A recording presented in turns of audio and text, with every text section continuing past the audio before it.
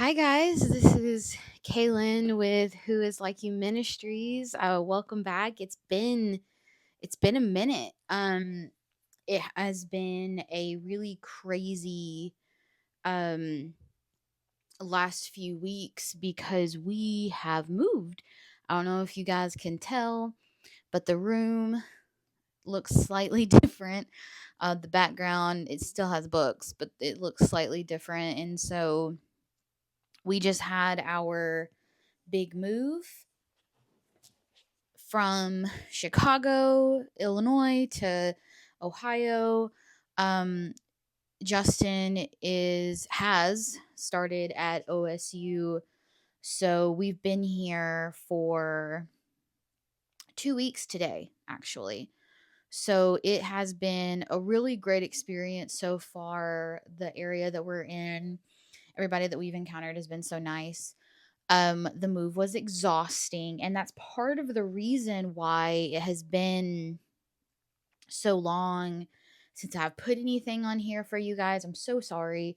You've been so patient. Um, it's just been so crazy. It's been so exhausting to, pack everything and move everything. And then we got to a point in packing where all of my tools, all of my Bible study stuff, most of our Bibles, except for, one that we would take to church, were all packed.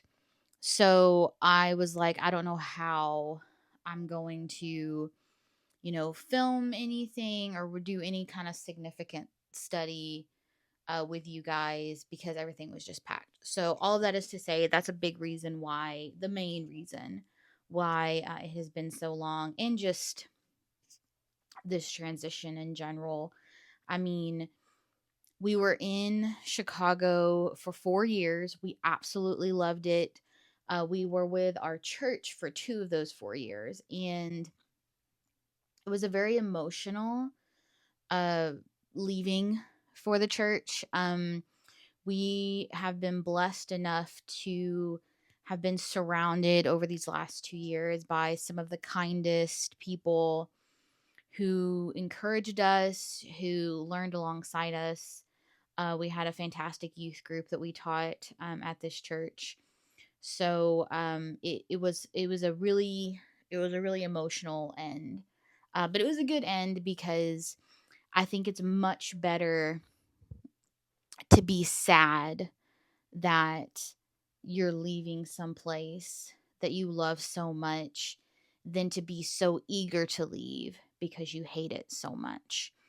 So here's my little plug for you guys to really find a church where you feel that they love you, you love them. This is essentially your family. We truly felt like we had a church family when we left Chicago. So it was really special to be able to have that moment with the entire congregation where we were able to say goodbye and wish everybody the best of luck. The intern that's coming in after us, he's so fantastic, and he's going to do such a good job with the kids that we left. So we're really excited for them and for him in that transition. We miss our church. That's probably the hardest part of this move, is just missing the church and missing the people. But we have a really lovely church that we're going to here with great people. It's difficult. If you've ever moved and changed churches from a church that you really love to a new church, even if the people are great and everything's wonderful, it's difficult to transition. And so there's some growing pains to go through. But I'm really excited to kind of be back into the swing of things. I don't know with 100% certainty if there is a record for how quickly you unpack a house, but we were pretty much fully unpacked except for this office about a weekend. So it was one of those things where every day we were unpacking something. We had to get all new bookcases because we just knew that we just have bookcases from Target, really inexpensive. We knew that they wouldn't survive the move, and in hindsight, we wouldn't have been able to fit them in the U-Haul. So we had to buy new bookcases when we came here. So we were building furniture, we were organizing the books, which organizing the books took such a long time. And I'll actually put in a clip of like the books in the office and everything as I'm chatting with you guys.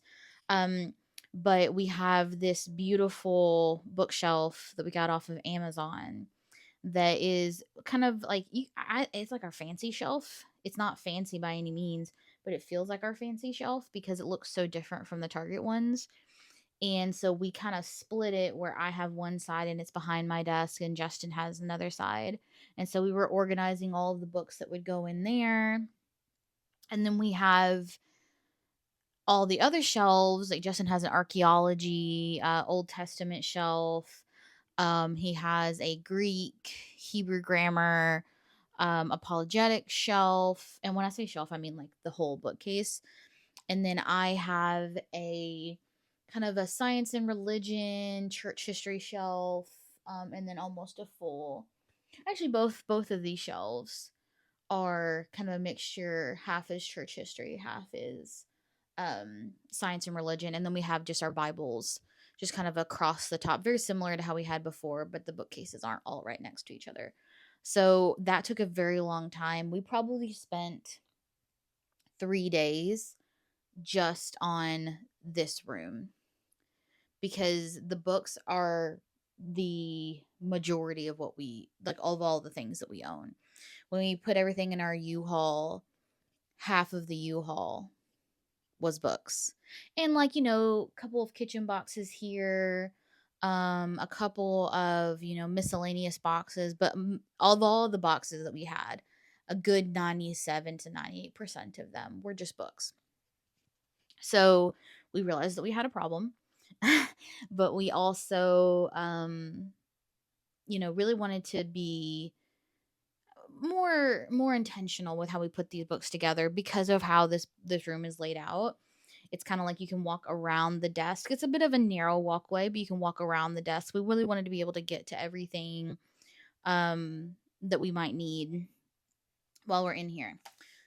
So that is kind of where we are right now. As of right now, we are fully unpacked. 2 weeks here in Ohio. So again, I don't know if this is a record by any means. It feels like it should be. It feels like it should be a record. But we are liking it. We're happy to be here. We feel blessed by the Lord to be here. He probably made it one of the easiest decisions we've ever made in terms of relocating. He's opened so many doors and just really blessed us and challenged us in ways that are healthy and have brought us together and brought us closer to Him. So overall, we're very excited. One thing that I want to do, I wanted to kind of update you guys, let you know where we're at.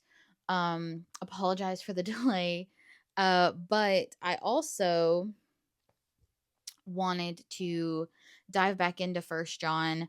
Now, my church did finish their preaching series on First John, but you and I have not finished going through First John. I know we finished right at 3:1.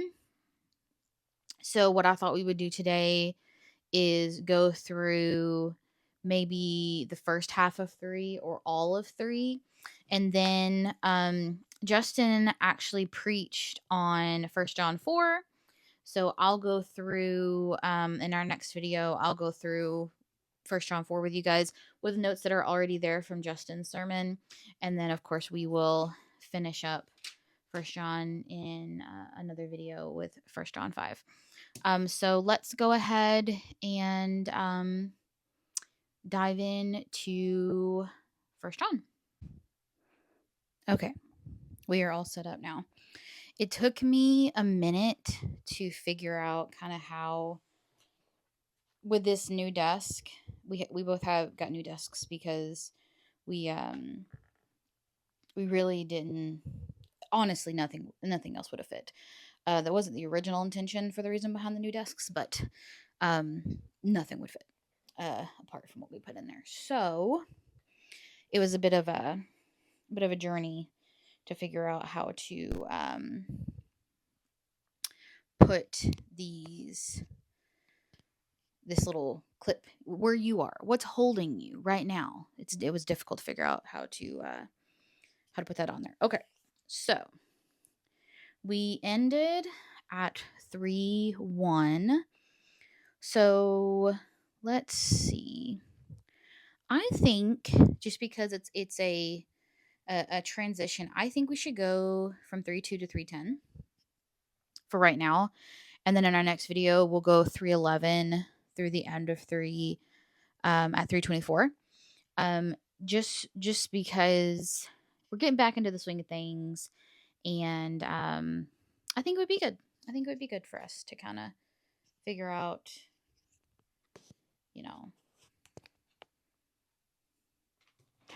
where we're at and what we're doing. Okay, so I do have my big Bible journaling bag, but I started carrying this thing around. I showed this to you guys in a previous video. But when I don't have my Bible journaling bag, I wanted to have something that would really, I guess, just be kind of like I always have highlighters and pens and stuff on me, no matter what bag I'm in. I know that in those Bible bags that I had showed you guys initially, that was my system. But when we got closer to moving, a bunch of bags had to get emptied and packed. So this is kind of like my always throw in the bag pencil pouch. So I've got highlighters. I have this really cool, I just got this recently, Kuratoga mechanical pencil. We went to a Japanese stationery store in Chicago before we moved because I really wanted to look at some cool stationery. And I got this mechanical pencil because I'm starting to try and sketch for a fun, kind of non-phone activity to try to distance myself, because I got back on the phone more than I wanted to when we were doing the move and everything and had a lot of downtime. So all that is to say, I'm trying to get back into a good hobby to not do that. So I have this in here. But then you guys know I have the Mr. Pen highlighters, various pens. I talked about this Lifeway yellow highlighter that I got at the Women's Symposium in New Orleans. Actually, maybe we'll use that today, just as a nice little nod to that experience. We'll use that and this Pilot G2 navy blue pen, which they branded with the New Women's Study Bible that they're going to be coming out with, I think in November is what they said while we were there. You guys are clipped to, oh, that worked out better. You guys are clipped to what's holding you on the other end.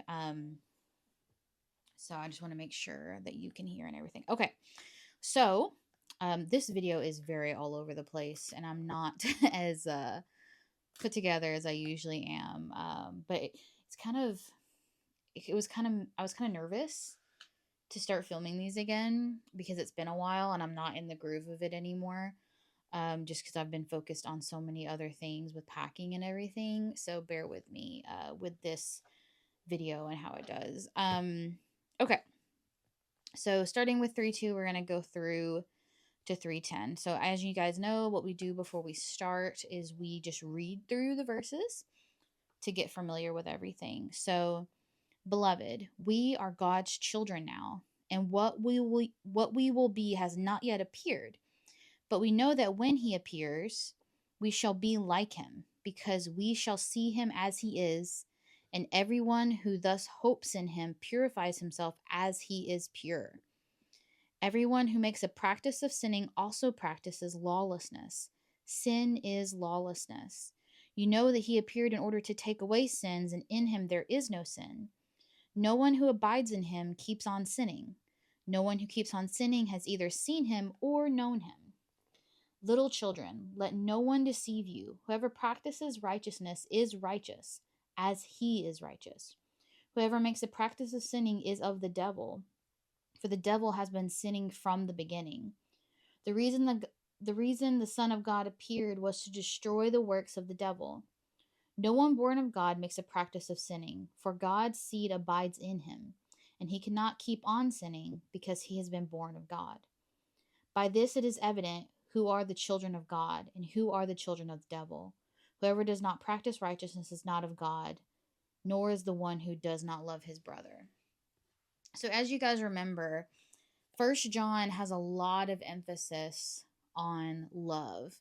Loving God, loving your neighbor. You know, as we look back, he discusses pretty explicitly what sin is, what it means to walk in righteousness, what it means to walk outside of righteousness.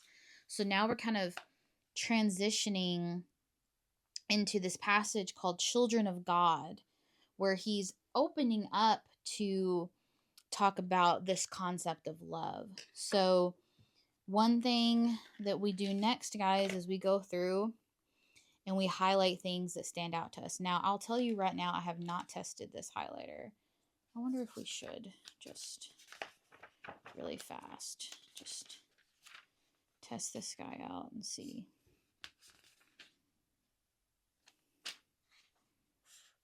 I really pressed on it that time. Okay, yeah, that's fine. So what we do initially, right, is we go through and we highlight things that stand out to us. So first thing that stands out to me, beloved. We are God's children. So, beloved, so he's talking to the audience. This kind of goes hand in hand with this idea of loving your neighbor, which we get to shortly. When he appears, we shall be like him, because we shall see him as he is, and everyone who thus hopes in him purifies himself as he is pure. Everyone who makes a practice of sinning also practices lawlessness. Now, I want to go through and I want to underline lawlessness. I want to talk about like what lawlessness really means. Sin is lawlessness. Okay, there we go. You know that he appeared in order to take away sins. In him there is no sin. No one who abides in him keeps on sinning. No one who keeps on sinning has either seen him or known him. So he's very straightforward. No one who has seen him continues to sin or like perpetually sins or sins without thinking about it. And again, here we go. This is remember guys, I talked about, I love this, little children. We're going to put a box around that. Little children. Let no one deceive you. Whoever practices righteousness. Remember we just saw down here. Practices sin. Practices righteousness. Is righteous. Whoever makes a practice of sinning. And then the devil has been sinning from the beginning. Now, why is he making this reference? I think this is a clear reference to Genesis.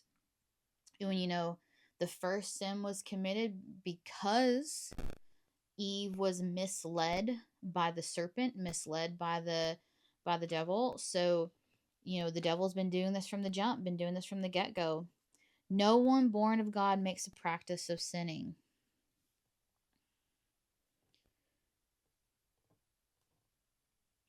By this it is evident who are the children of God and who are the children of the devil. Whoever does not practice righteousness is not of God, nor does the one who does not love his brother. Okay. So we have our initial highlights there. That yellow is very bright compared to the other colors we've used. Wow, it did bleed through a little, didn't it? Oh, man. That's a bummer. So that's what you have to worry about with these kinds of highlighters. Sometimes they do bleed through. So that's okay. It's not going to hurt anything, but it's good to know for the future that maybe this paper just can't really withstand to that kind of ink flow from this highlighter. That's okay. No big deal at all. So God's children. Beloved, we are God's children. So why are we beloved? Because we are God's children. And also, remember down here, or up here, I guess I should say, You are the children of God if you love your brother. So this says a child of God is not someone who practices sin, is not someone who does not love his brother. So that would mean that God's children love each other. And, you know, we see this here with the author calling his audience beloved. So we could write something like the call to love each other is demonstrated by the author in this use of beloved. So we can see that he's kind of practicing what he preaches here. And then again, this emphasis that we are God's children and that we need to practice. Okay. So this is really interesting. This word practice. So what does it mean to practice? So let's just, you guys can't see what I'm doing over here, but we're going to ask, what does it mean to practice? So what we see is the act to practice is the actual application or use of an idea, belief, or method. Okay. It also means to perform. Now this is a better definition as applied to here. To perform an activity or an exercise repeatedly or regularly in order to improve or maintain one's proficiency. Okay. So this idea of practice. Practice means to perform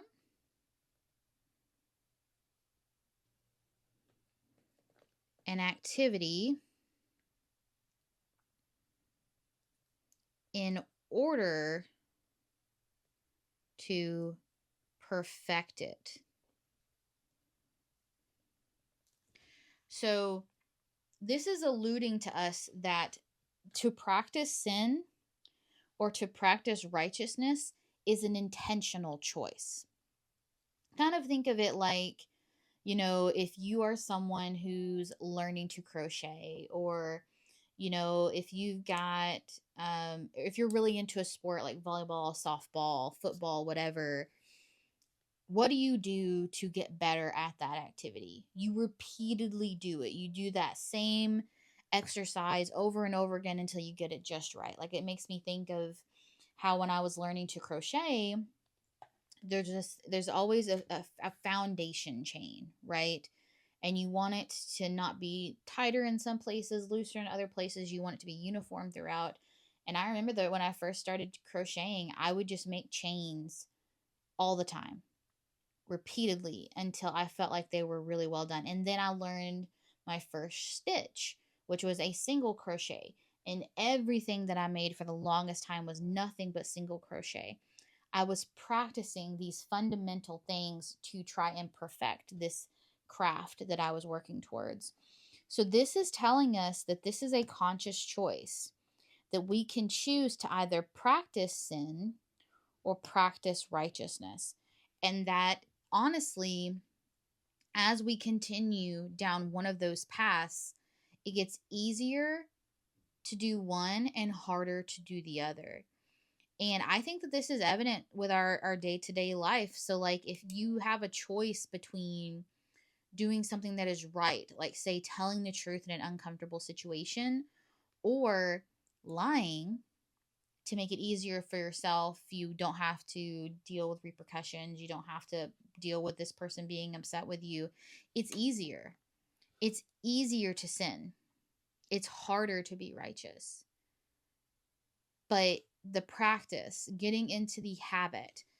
So we could also say that to practice is to form a habit. So what kind of habits are you guys forming? I know that for me, especially over these last few months, especially these last few weeks, I have not been in the habit of spending time in the Word as much as I would like. So that habit that I had, spent a lot of time on trying to become almost second nature. I get up, I do this, read this part of scripture, write this out, whatever the case may be, go to church. This disruption to my life, this is not an excuse, but this is just kind of a real world example. I lost that habit. I'm trying to reformulate that habit. And this, what the author is telling us is, when you practice sin, you're practicing something that goes against God. You're practicing something that goes against righteousness. And that is why it is lawless. Because God's law, God's word that He gives us, the way in which He wants us to live our lives is the right way to do it. Anything as in opposition to that is lawlessness. And that's because it is sin, right? Sin is lawlessness because it goes against God. Against God.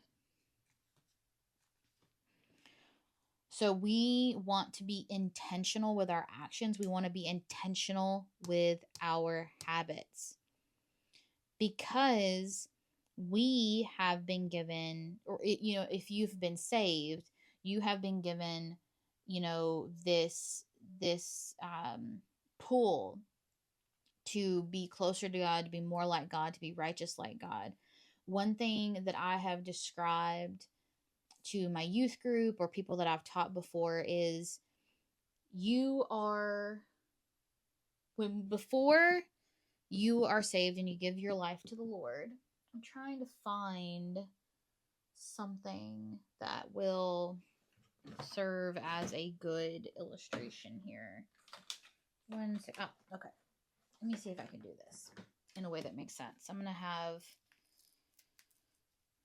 you guys are going to hear a little Velcro action back here. Okay. So this is what I would say. This is a little, well, no, we can do it like this. We can do it like this. Okay. Bear with me while I give this illustration that you will either find super helpful or you will find not helpful at all. Okay? All right. So, before you found the Lord, let's say this hand is sin. You're being pulled constantly towards sin. And maybe you're going pretty easily, right? Like you're not really fighting the sin because you haven't found the Lord. You don't know how you should be living your life, okay? You just got saved, okay? You have the Holy Spirit in you. You've given your life to God. You think you're going to lose this tug? No, the tug is still there. But what's really interesting is before you were exclusively getting pulled towards sin, okay? You're being pulled in this direction. You're constantly being pulled in the next direction. But now you've got the Lord helping you, okay? So it's going to be a constant tug back and forth. Temptation through sin, the practices of sin, and salvation in the Lord, practicing righteousness. Now, what's wonderful is before you were just fighting these temptations, if you were fighting them, you're fighting them by yourself. And you're weak, right? We're weak without the Lord. But when we've got God helping us, what we see is that, when we lean into the Lord and we practice righteousness and we're doing all these habits, we get more strength on this pull away from sin. The pull towards sin is still there, but we get more strength in this pull away from sin, which helps bring us closer to God. So I hope that illustration was helpful. I've given that illustration to my youth group before, and they found it helpful. I've given that illustration to a couple of people that I have talked to at church that I've taught, and they found it helpful. So hopefully you guys find it helpful too. So that's this idea of habit forming. That's this idea of practice, which he continually emphasizes. No one born of God makes a practice of sinning. So no one born of God seeks to form a healthy habit of sin. Rather, they would seek to form a healthy habit of righteousness. Okay. And then he ends this section really, really wonderfully here. So he's ending it saying, by this, so by this demonstration, these practices, these habits that are formed, it is evident. So we might also say obvious. It is obvious who are the children of God and who are the children of the devil. So he's saying, it goes without question, based on these habits that are being formed, these actions that are being performed, who are the children of God and who are the children of the devil.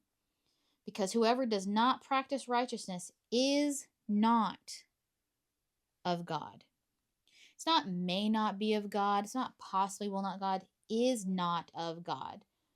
Nor, and this is where he adds in, and this is a nice transition into the second half of chapter 3, nor is the one who does not love his brother. So we see this emphasis on love.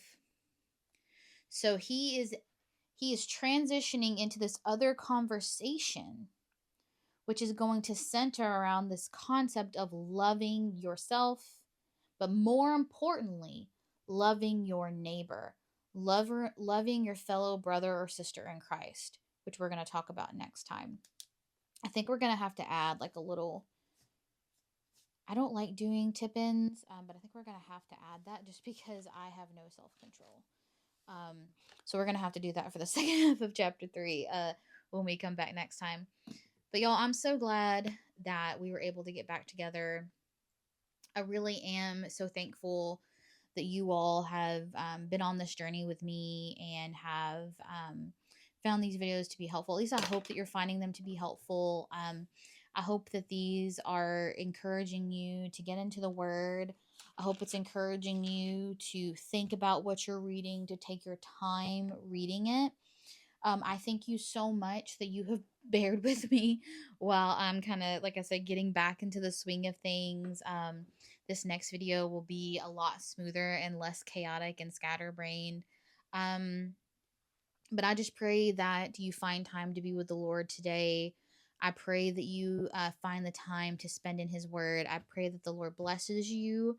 I pray that you grow closer to Him, and I'm just so thankful that you're here. If you could like and subscribe to this video, it just helps let me know that you're here.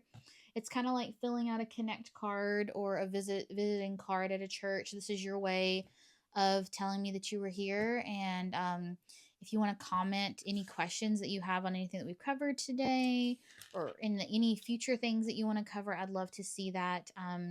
But I'm so thankful for you all, and look forward to going through the second half of chapter 3 with y'all next time. Have a blessed day, you all.